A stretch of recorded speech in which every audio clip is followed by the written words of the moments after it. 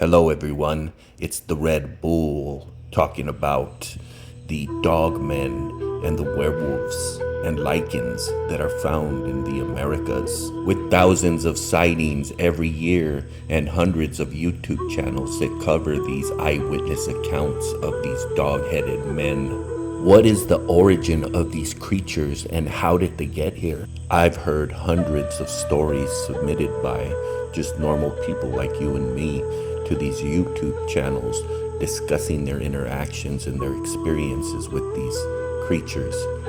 And I must admit, using discernment, most of the stories sound unbelievable, but there are a few, in my opinion, that ring true. And in my personal research of the history of the Americas, I have come across some documents that seem to validate the existence of these creatures. Although my personal research is unrelated to this topic and mostly covers the true identity of the Native American, both subjects seem to overlap in one point in history. It is worth noting that there is no pre-colonial indigenous writings or records that talk of werewolves or dogmen prior to the 19th century. Prior to European contact, the Aztecs, Nahual was a human who could transform into a dog, a wolf, a jaguar, or a coyote. This was considered a total transformation into the actual creature itself. After 1519, the Mayans would speak of an animal called Wabo with a double spirit who walked like a man but acted like a beast. Navajos accounts of skinwalkers didn't come onto the scene until the 18th and 19th century. So worth noting, Wendigos, which are not wolfmen but cannibal spirits, didn't show up until after the 18th and 19th century. They were considered skeletal, thin, corpse-like, glowing eyes, long limbs, bloody lips. They smelled like decay, and frost and cold clung to them. They also indulged in eating human flesh, but they were considered cannibals. Paul, a Jesuit missionary from 1630s, says that the indigenous people feared the Europeans as cannibal spirits, especially during famine. They say that the monster is in human form, but is so thin that his bones pierce through his skin.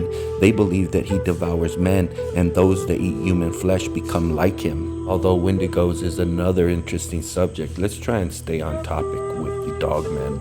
We are told that the first sighting of dogmen was in Michigan in 1887, but European werewolf accounts date back to the Bronze Age or earlier. Old Norse, Old High German, and Slavic all had their own names for these creatures. The earliest writings belong to the Greeks, the lichens of Arcadia, the 8th and 6th century BCE. They say that lichen was punished by Zeus and turned into a wolf for ritual cannibalism. The early Romans accepted the idea of shape-shifting humans. Germanic and Norse traditions also agree that Odin is closely linked to wolves, but our modern understanding of werewolf didn't show up until 1000 through 16,000 CE in medieval Europe. Herodias in 440 BCE reports that the Norri, a people north of Scythia, were believed by their neighbors to turn into wolves once a year for a few days. As we can see, there are many early European accounts of werewolves, too many to go over in this video, which leads us to Spain, and in turn may lead us to the introduction of the werewolves to the Americas. In Spain, the werewolf is known as Lobosum. The belief is strongest in northern Spain, especially in Galicia, Asturias, Leon, and Portugal. St. Augustine, City of God, Book 16, Chapter 8 states, "It is said that there are certain races of men, some have a single eye in the forehead, some have their foot turned backwards, and some have heads of dogs." Saint Isidore of Seville states, "The cynocephali are so called because they have the heads of dogs. Their barking speech shows that they are rather beasts than men." The Spanish also claimed that their saint Saint Christopher was a dog-headed saint. Christopher was described as having a great stature, a fearful appearance, having the head of a dog, and he spoke with the voice of a man. Now, if we fast forward to medieval Spain, in the 14 and 1600s, people are being tried and executed for being werewolves. And during the same time period, Mr. Columbus is discovering the Americas, which he describes the natives as being destitute in arms which are entirely unknown to them because they are timid and full of terror. Furthermore, he states, no one refuses to ask her anything that he possesses. They themselves invite us to ask for it. He also states, they ought to make good servants. With 50 men we could subject them and make them do whatever we want. And we all know how that ended.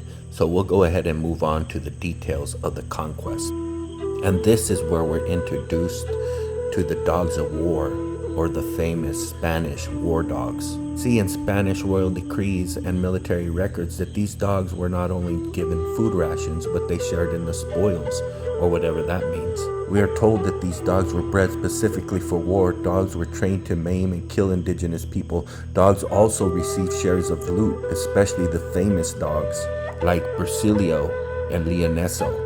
Eyewitness accounts state that the dogs tore people apart, women, children, and elders. But after reading these accounts, I'm left to ponder whether or not these were actual dogs or something else. We see over and over by different accounts, these dogs were used to instill terror and to tear Native Americans apart. We are told that they achieved this by starving the dogs to increase their aggressiveness. They were trained to target, and they released them deliberately on civilization. You may be asking yourself, what makes this guy think that these were anything other than ordinary dogs? And this brings us to the segment of what these war dogs or were-dogs or werewolves were actually capable of doing.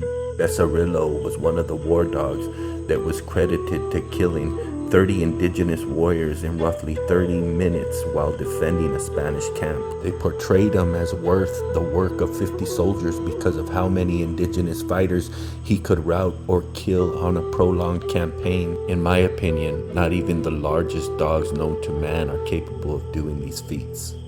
It was documented and recorded by the royal crown that after the war, the spoils and pay could be extended to these dogs just as if they were human warriors.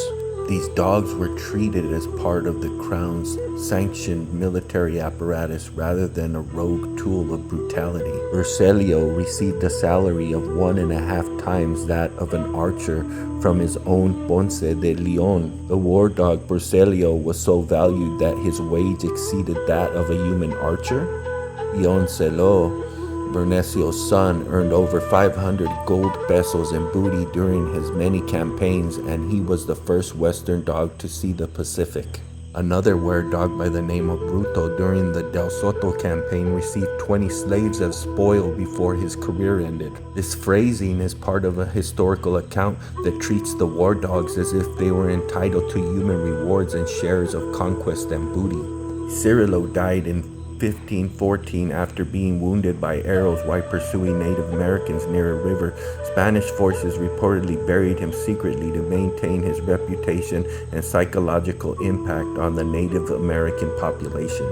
This war dog's legacy was significant. Indigenous groups were said to fear his name, and he became an icon. Understanding that the Native Americans dealt with cougars, black bear, wolf packs, and even the dreaded grizzly bear, what makes us think that these dogs would strike fear in the natives as they did if they weren't something bigger, more ferocious than just normal dogs? Also intelligent enough to be trained to distinguish between friendly or hostile native groups.